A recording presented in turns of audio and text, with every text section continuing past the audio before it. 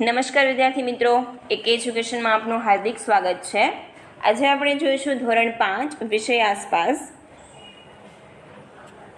તેનો આજે આપણે ટોપિક જોઈશું એક રમૂજ બનાવ, એટલે કે આ ખડકો પર ચઢવાનું, પર્વતારોહણ, આ બધી જ બાબતોમાં ક્યારેક ક્યારેક રમૂજ પણ થાય, તો એવી એક રમૂજ આપણને અહીંયા આપેલી છે।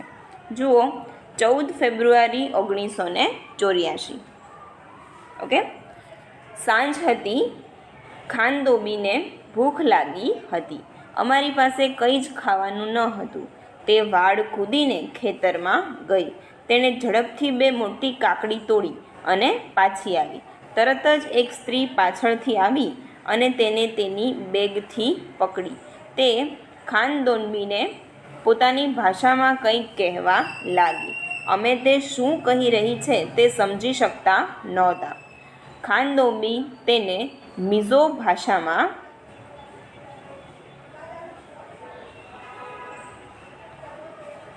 સમજવાનો પ્રયત્ન કરતી હતી, જે અમે પણ સમજી શકતા ન હતા। મેં હિન્દીમાં સમજવા પ્રયત્ન કર્યો, પરંતુ બંનેમાંથી એક પણ ભાષા તે સ્ત્રી સમજતી ન હતી। અંતે મેં મારા હાથ માફી માંગવા જોડ્યા। એટલામાં અમારું જૂથ ખૂબ જ દૂર જતું રહ્યું। અંધારું થઈ ગયું હતું। મને લાગ્યું અમે રસ્તો ભૂલી ગયા છીએ। હવે અમે સાચે જ ડરી રહ્યા હતા અને અમારી બેટરીથી પણ રસ્તો જોઈ શકતા ન હતા। ઠંડી હોવા છતાં મને પરસેવો થવા લાગ્યો। મેં ખાનદોબીનો હાથ જોરથી પકડી રાખ્યો। મેં મોટેથી બૂમ પાડી, તમે બધા ક્યાં છો? તમે મને સાંભળી શકો છો? પર્વતોમાં મારા અવાજના પડઘા પડતા હતા।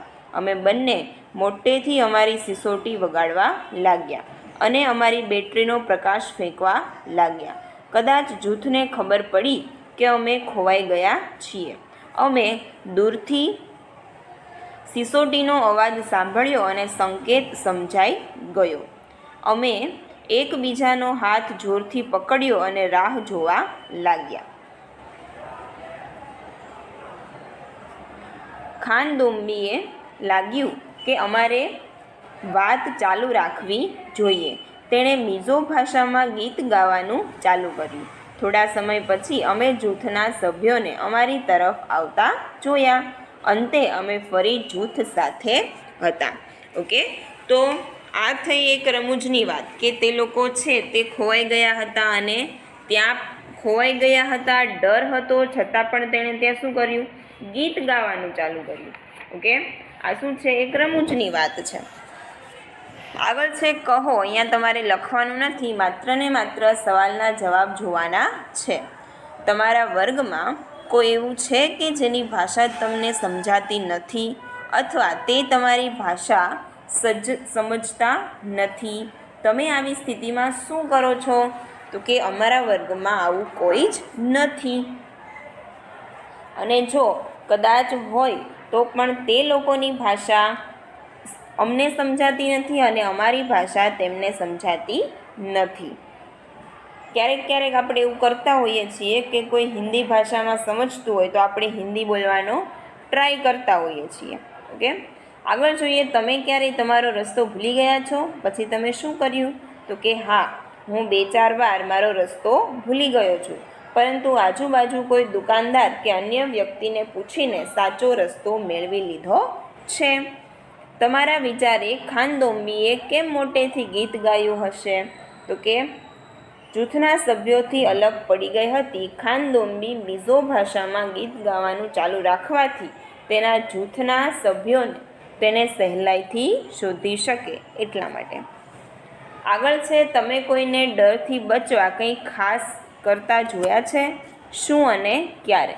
તો કે ઘણા બધા લોકો છે તે કૂતરાથી ડરતા હોય છે। કૂતરાથી ડર લાગતો હોવાથી તે રસ્તા પર સામેથી કૂતરાને આવતો જુએ તો તરત જ આજુબાજુ ચાલતા કોઈ મોટા વ્યક્તિની પાછળ સંતાઈ જાય।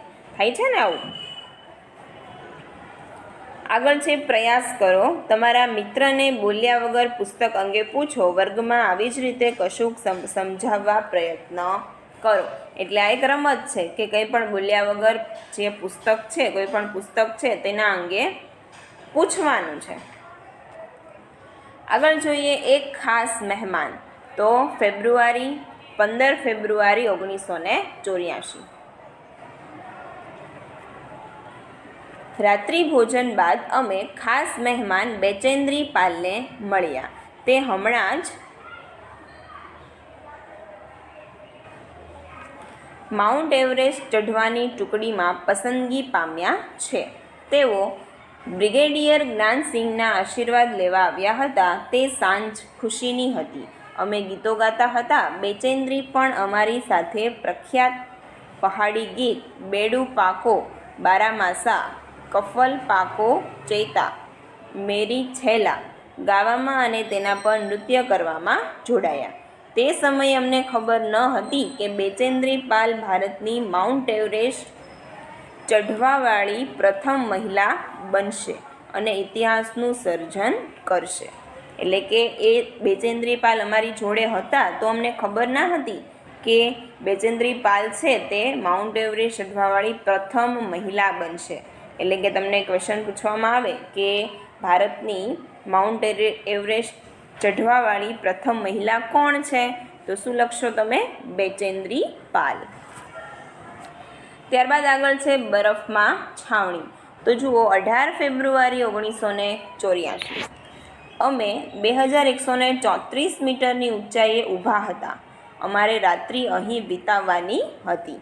દરેક જણ તંબુ બાંધવામાં વ્યસ્ત હતા. અમે તંબુ માટે અને પાથરવા માટે 2 પડની પ્લાસ્ટિક ચાદરનો ઉપયોગ કર્યો અને ખીલાઓ મારી તંબુ લગાવવા લાગ્યા.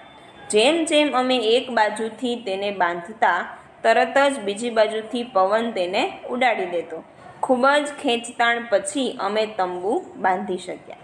પછી અમે તંબુની આસપાસ ખાડો ખોદ્યો. અમને ભૂખ લાગી હતી અને અમે ચૂલો બનાવી રાંધવા માટે લાકડા, પથ્થરો અને અન્ય સામગ્રી શોધ્યા. જમ્યા પછી છાવણીની આસપાસનો કચરો ભેગો કરી બેગમાં ભર્યો. ઝડપથી અમે અમારી સૂવાની બેગમાં ગયા. હું તેમાં સૂઈ શકીશ કે નહીં તેના વિશે ચોક્કસ ન હતી. તે આરામદાયક હશે. શું તેમાં ઠંડી નહીં લાગે? પરંતુ તે બેગ મુલાયમ પીછાઓથી ભરેલી હતી જે અમને ગરમ રહેવામાં મદદ કરે. અમે બધા ખૂબ જ થાકી ગયા હતા એટલે પડતા વેત અમે સૂઈ ગયા.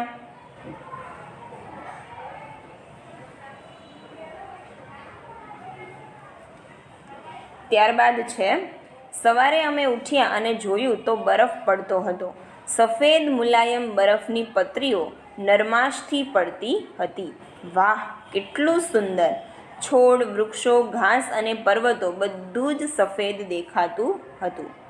આજે અમારે 2700 મીટરની ઊંચાઈએ ચઢવાનું હતું.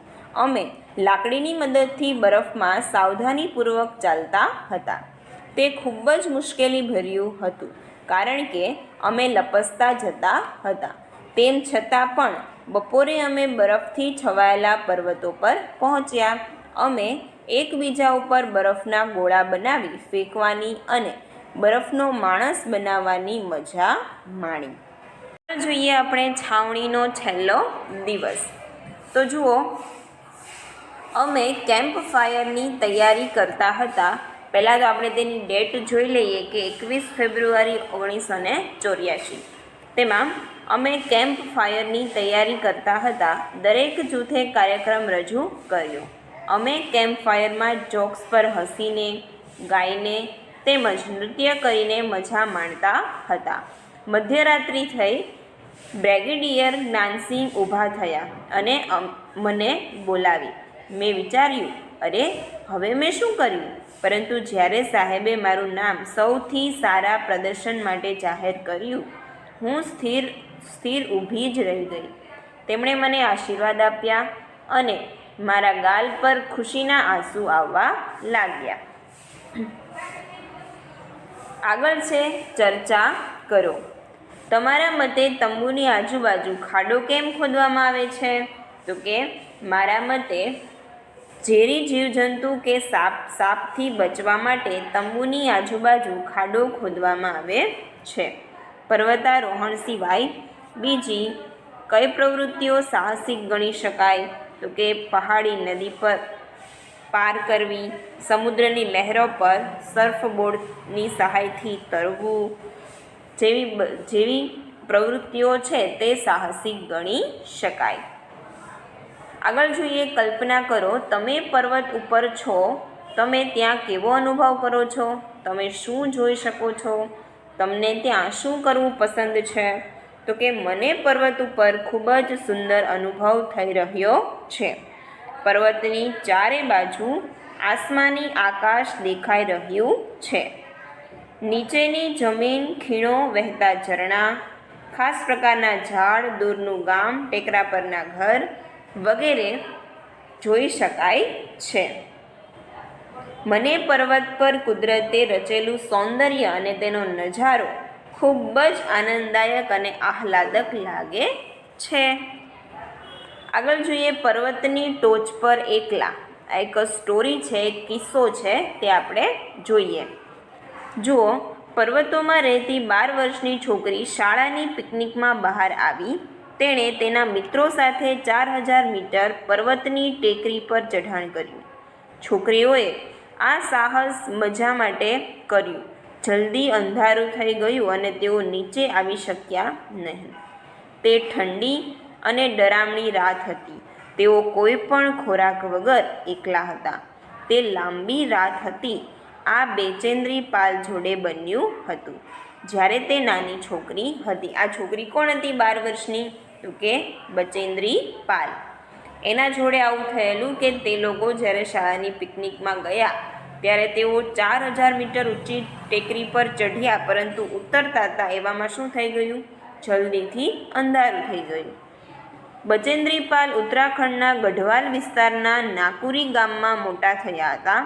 મોટા થયા પછી જ્યારે તે નહેરુ પર્વતારોહણ સંસ્થામાં જોડાયા ત્યારે તેમના માર્ગદર્શક બ્રિગેડિયર જ્ઞાનસિંહ હતા. તેમણે તેમની તાલીમ સારી રીતે લીધી. તેમણે 1984માં મહિલા પર્વતારોહણ અભ્યાસક્રમમાં મહિલાઓને તાલીમ આપવાનું ચાલુ કર્યું. બચેન્દ્રી માઉન્ટ એવરેસ્ટ ચઢાણ ટુકડીના સભ્ય તરીકે પસંદગી પામ્યા. આગળ છે બરફનું તોફાન. તેમાં જુઓ, 18 સભ્યોની ટીમમાં 7 મહિલાઓ હતી. 15 મેની રાત્રે આખી ટીમ 7300 મીટરની ઊંચાઈ ચઢી થાકી હતી. ટીમે તેમના તંબુ બાંધ્યા અને સૂઈ ગયા. મધ્યરાત્રિની આસપાસ તેઓએ મોટો ધડાકો સાંભળ્યો અને પછી પછડાટનો અવાજ સાંભળ્યો. તેઓ જાગે તે પહેલાં તંબુ ઉડી ગયા અને કંઈ ખૂબ ભારે તેમને અથડાયું. તે ખૂબ જ ભયંકર બરફનું તોફાન હતું. બચેન્દ્રી બરફમાં લગભગ આખી દટાઈ ગઈ હતી અને તેને માથામાં ઈજા થઈ હતી. ટીમના અન્ય સભ્યોને પણ ઈજા થઈ હતી. બીજાઓએ બરફની લાકડી અને કુહાડીથી બરફ ખોદી બધાને બહાર કાઢ્યા. બાકીના બધા ટીમના સભ્યો છાવણીમાં પાછા આવ્યા, પરંતુ બચેન્દ્રી આગળ વધી ધીમે ધીમે પહાડી તરફ ચડી. બચેન્દ્રીએ 8600 મીટર ઊંચો માઉન્ટ એવરેસ્ટ, જે નેપાળમાં સાગરમથા કહેવાય છે, ત્યાં 23મી મેના બપોરે 1 કલાક અને 7 મિનિટે પગ મૂક્યો હતો. ઓકે, માઉન્ટ એવરેસ્ટ છે જે બધા કરતાં ઊંચો છે. કેટલો? તો કે 8600 મીટર ઊંચો છે.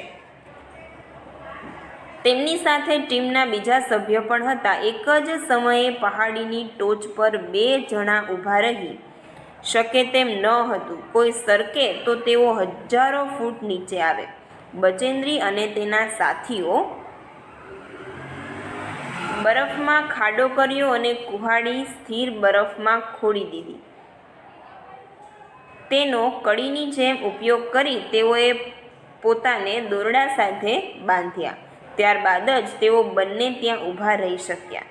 તે ઠંડીથી ધ્રુજતા હતા, પરંતુ સફળ થયાની હૂંફ અનુભવતા હતા. તેમણે તેમનું માથું નમાવ્યું. ભારતનો રાષ્ટ્રધ્વજ ફરકાવ્યો અને ફોટોગ્રાફ લીધા. તેમણે દુનિયાની સૌથી ઊંચી પહાડી પર 43 મિનિટ વિતાવી. બચેન્દ્રી પાલ માઉન્ટ એવરેસ્ટની ટોચ પર ચઢનાર પ્રથમ ભારતીય મહિલા અને દુનિયાની 5મી મહિલા બન્યા હતા. આગળ આપણે જોઈએ, જુઓ અહીંયા તમને બતાવવામાં આવ્યું છે જે બચેન્દ્રી પાલ છે અને તેની આખી ટીમ છે, જેના હાથમાં ધ્વજ છે, આપણો રાષ્ટ્રધ્વજ છે, કોણ છે? બચેન્દ્રી પાલ. આગળ જોઈએ, વિચારો બચેન્દ્રીએ પહાડી પર ભારતનો રાષ્ટ્રધ્વજ કેમ ફરકાવ્યો? તો એમાં આપણે લખી શકીએ, અહીંયા તમારે લખવાનું નથી, સાંભળવાનું છે. બચેન્દ્રીએ દુનિયાની સૌથી ઊંચી પહાડની ટોચ પર ચઢવાની સિદ્ધિ મેળવી. તેના પ્રતીક રૂપે તથા પોતાના દેશના સન્માનમાં પહાડી પર ભારતનો રાષ્ટ્રધ્વજ ફરકાવ્યો. તમે આપણો રાષ્ટ્રધ્વજ ક્યારે ફરકાવેલો જોયો છે? આપણા રાષ્ટ્રધ્વજ વિશે માહિતી મેળવો. તો કે મેં આપણો રાષ્ટ્રધ્વજ સ્વતંત્રતા દિવસ અને પ્રજાસત્તાક દિવસની ઉજવણી સમયે ફરકાવેલો જોયો છે. તેનો આકાર લંબચોરસ છે. તેમાં 3 રંગોના સરખા માપના પટ્ટા છે, તેથી તે ત્રિરંગો કહેવાય છે.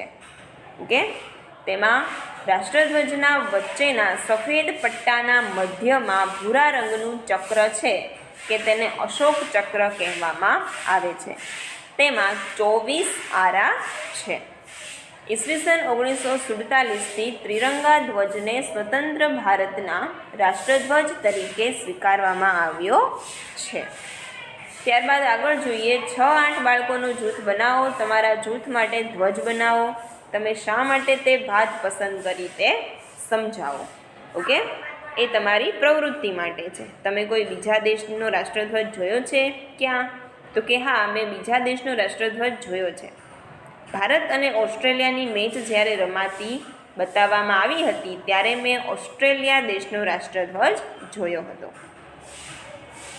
ચલો હવે આગળ જોઈએ, આપણે શું શીખ્યા? તો કે પર્વત ચઢવો કેમ સાહસભર્યો અને પડકારરૂપ છે તે સમજાવો. જો તમારે પર્વત ચઢવાનો હોય તો તમે કેવી તૈયારી કરશો? તમે તમારી સાથે શું લેશો? તમારા પોતાના શબ્દોમાં લખો. તો કે પર્વત પર ચઢવું ખૂબ જ મુશ્કેલભર્યું કાર્ય છે. તેમ કરવામાં પડી જવાનો, ઈજા થવાનો, થાક લાગવાનો અને જીવ જવાનો પણ ખતરો રહે છે. ઓકે, બીજું છે, જો મારે પર્વત પર ચઢવાનું હોય તો સૌ પ્રથમ પર્વતારોહણની સંસ્થામાં હું એક સારા પ્રાથમિક પ્રશિક્ષક પાસેથી પ્રશિક્ષણ લઉં. પર્વત ચઢવા માટે કેવી સજ્જતા કેળવવી તે બાબત સારી રીતે શીખી લઉં.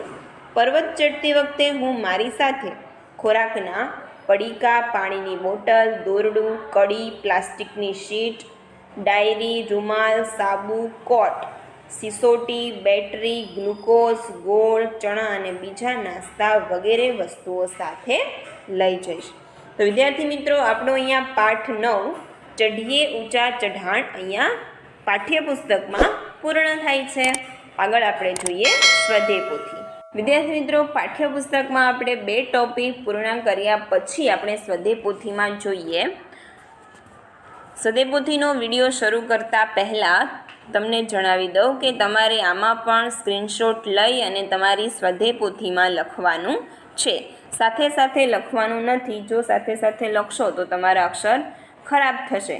તેથી તમારે આનો સ્ક્રીનશોટ લેવાનો છે અને પછી તમારે તમારી બુકમાં લખવાનું છે. ઓકે, જુઓ આગળ જોઈએ. 51મો સવાલ છે, જ્યારે તમે કોઈ વ્યક્તિની ભાષા સમજાય નહીં ત્યારે તમે શું કરશો? તો કે એમાં લખીશું કે જ્યારે અમને કોઈ વ્યક્તિની ભાષા સમજાય નહીં ત્યારે તેની સાથે ઈશારાથી વાતચીત કરીશું. આગળ છે 52મો સવાલ. સંગીતા અને ખાનદોંબી જ્યારે રસ્તો ભૂલી ગયા ત્યારે તેઓએ જૂથના સભ્યોને તેની જાણ કરવા કેવા પ્રયત્નો કર્યા? તો કે જ્યારે તેઓ રસ્તો ભૂલી ગયા છે તેવી ખબર પડી ત્યારે તો પહેલાં તેઓ ડરી ગયા હતા. કેમ કે બેટરીથી પણ રસ્તો જોઈ ન શકાય એટલું અંધારું થઈ ગયું હતું. તેમણે ખાનદોંબીનો હાથ જોરથી પકડીને બૂમ પાડી, તમે બધા ક્યાં છો? તમે મને સાંભળી શકો છો? પછી થોડીવાર બંનેએ મોટેથી સિસોટી વગાડી અને બેટરીથી પ્રકાશ ફેંક્યો. ત્યારે સામેથી સિસોટીનો અવાજ આવ્યો. તેઓ આવતા દેખાય ત્યાં સુધી ખાનદોંબીએ મિઝો ભાષામાં મોટેથી ગીત ગાયું, જેથી તેમની હિંમત બની રહી. આગળ જોઈએ 53મો સવાલ. ખાનદોંબીએ કેમ મોટેથી ગીત ગાયું હશે? તો ત્યાં આપણે લખીશું કે પોતાના જૂથના સભ્યોને અવાજ સાંભળીને તે દિશામાં આવવાની સમજ પડે તે માટે ખાનદોંબીએ મોટેથી ગીત ગાયું હશે.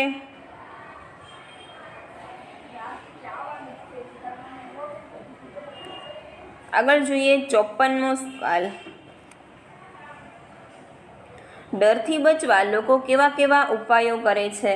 તો કે ડરથી બચવા કેટલાક લોકો પોતાની આંખો બંધ કરી દે છે, કેટલાક મોટેથી બૂમો પાડે છે, કેટલાક મોટેથી કે મનમાં ભગવાનનું નામ લેવા લાગે છે. 55મું છે, જો તમે રસ્તો ભૂલી ગયા હોવ તો તમે શું કરશો? તો એ આપણે સદેપોથીમાં જોઈ લીધું. આગળ જોઈએ 56મો. પર્વતારોહણ શિબિરમાં ખાલી જગ્યા ખાસ મહેમાન તરીકે આવ્યા હતા, તો ત્યાં આવશે બચેન્દ્રી પાલ. 57મો છે, બચેન્દ્રી પાલ પણ ગીત અને નૃત્યમાં બધા સાથે જોડાયા હતા, તો ત્યાં આવશે ખરું. આગળ છે બરફમાં છાવણી. તો 58મો જોઈએ વાક્ય. પર્વતારોહણ દરમિયાન દરેકે પોતાનો તંબુ જાતે બાંધવો પડે છે, તો ત્યાં આવશે ખરું. 59મો છે, બર્ફીલા પહાડો પર તંબુ બાંધવા શેનો ઉપયોગ કરવામાં આવે છે? તો ત્યાં લખીશું બી. પ્લાસ્ટિક. 60મો છે, બર્ફીલા પહાડો પર તંબુની નીચે જમીન પર ખાલી જગ્યા પાથરવામાં આવે છે, તો ત્યાં આવશે પ્લાસ્ટિક. આગળ જોઈએ 60મો સવાલ. બર્ફીલા પહાડો પર તંબુની નીચે જમીન પર પ્લાસ્ટિક પાથરવામાં આવે છે. 61મો જોઈએ. તંબુ માટે અને પાથરવા માટે શેનો ઉપયોગ કરવામાં આવ્યો હતો? તો એમાં લખીશું કે તંબુ માટે અને પાથરવા માટે 2 પડની પ્લાસ્ટિક ચાદરનો ઉપયોગ કરવામાં આવ્યો હતો. 62મું છે, બર્ફીલા પહાડ પર તંબુ બાંધવામાં શા માટે મુશ્કેલી પડે છે? તો કે ઊંચાઈ પર કે બર્ફીલા પહાડો પર હવા ખૂબ જ તેજ હોય છે, તેથી તંબુનો એક છેડો બાંધી બીજો છેડો બાંધવા જાય ત્યારે પહેલો છેડો ઘણીવાર છૂટી જાય છે. આથી ઘણા બધા પ્રયત્નો પછી તંબુ બાંધી શકાય છે. 63મો સવાલ છે, તંબુની આસપાસ શું કરવામાં આવે છે? તો કે એ ખાઈ કરવામાં આવે છે. ત્યારબાદ આગળ જોઈએ 64. તંબુની ફરતે ખાઈ શા માટે કરવામાં આવે છે? તો કે પહાડી વિસ્તારોમાં ઝેરી જીવજંતુઓ તથા સાપ ફરતા હોય છે, તેનાથી બચવા માટે તંબુની આસપાસ ઊંડી ખાઈ બનાવવામાં આવે છે. 65મું છે, બર્ફીલા પહાડ પર ખોરાકની વ્યવસ્થા કેવી રીતે કરવામાં આવે છે? તો ત્યાં આપણે લખીશું કે બર્ફીલા પહાડ પર લાકડા એકઠા કરી ચૂલો બનાવી સાથે લાવેલ ખોરાક રાંધવામાં આવે છે. 66મો છે, પર્વતારોહણ દરમિયાન ચૂલો બનાવવાની સામગ્રી ક્યાંથી મેળવી શકાય? તો આપણે લખીશું કે ચૂલો બનાવવા લાકડા, પથ્થરો અને અન્ય સામગ્રી આસપાસની જગ્યામાંથી શોધીને મેળવવી પડે છે. 67મો ક્વેશ્ચન છે, પર્વતારોહણ દરમિયાન પર્યાવરણની સ્વચ્છતા કેવી રીતે જાળવવામાં આવે છે? તો જવાબમાં લખીશું પર્વતારોહણ દરમિયાન ખોરાક રાંધવા માટે વાપરેલા સાધનો તથા આસપાસ પડેલો બધો જ કચરો એક બેગમાં ભરી દેવામાં આવે છે, જેથી પર્યાવરણની સ્વચ્છતા જળવાઈ રહે છે. આગળ જોઈએ 68મો સવાલ.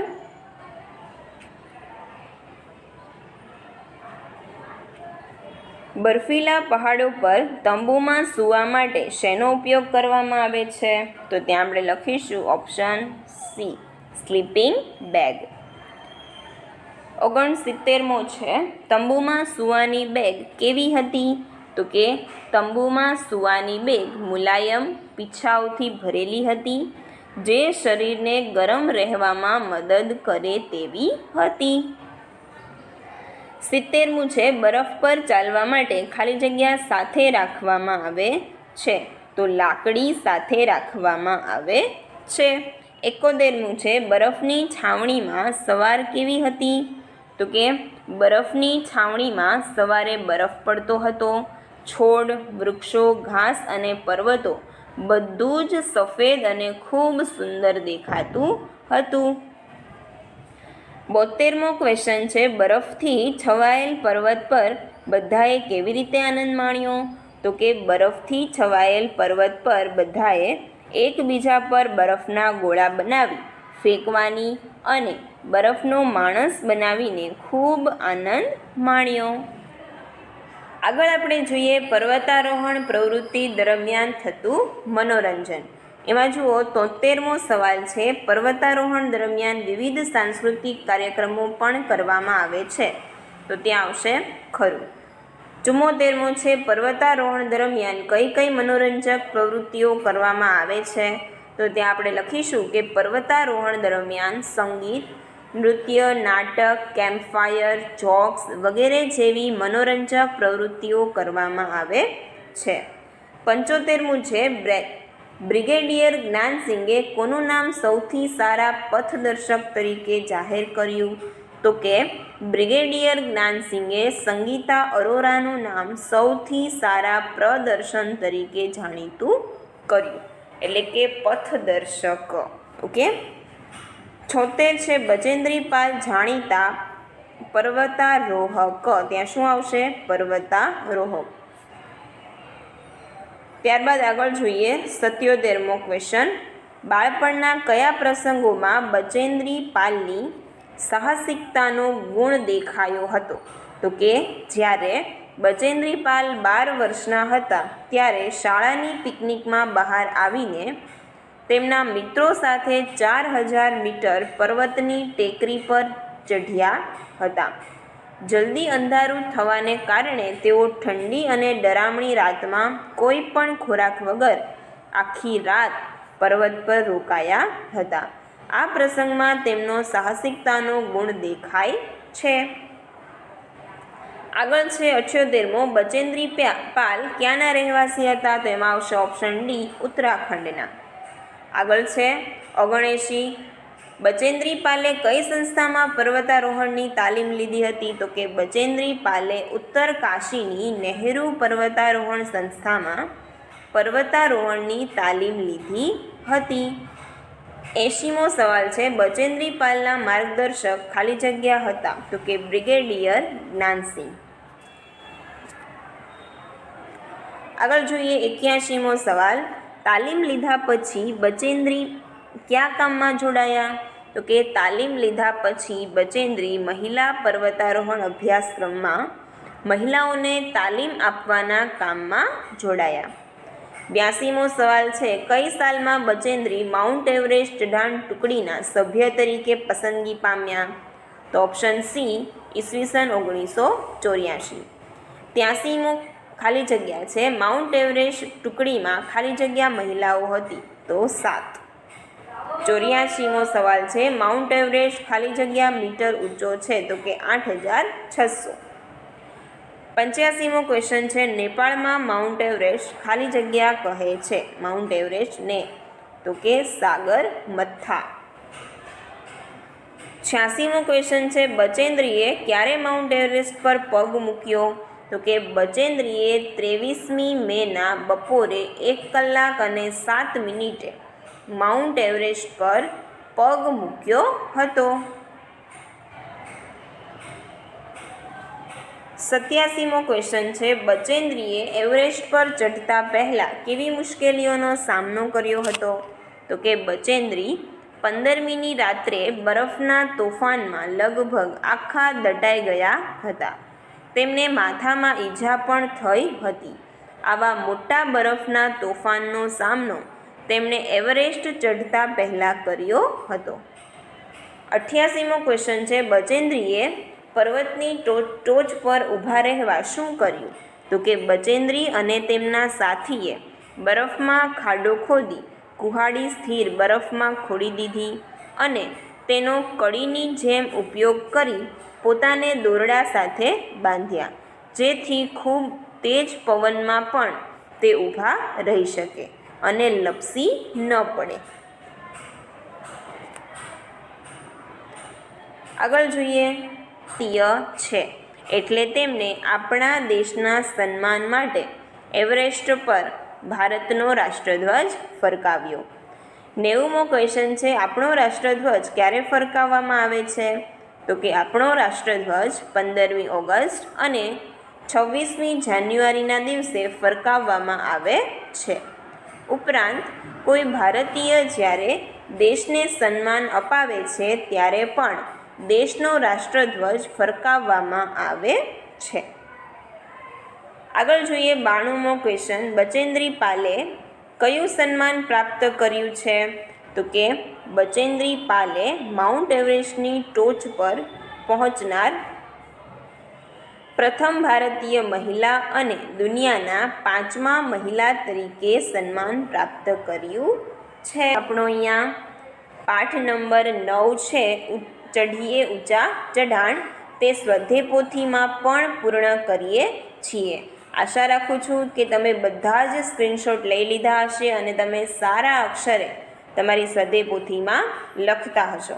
ઓકે વિદ્યાર્થી મિત્રો, આવા ને આવા અભ્યાસને લગતા વિડીયોને જોવા માટે અમારી ચેનલને સબસ્ક્રાઈબ કરો, તેમજ જો તમને વિડીયો પસંદ આવે તો લાઈક કરો અને શેર કરો. Thank you.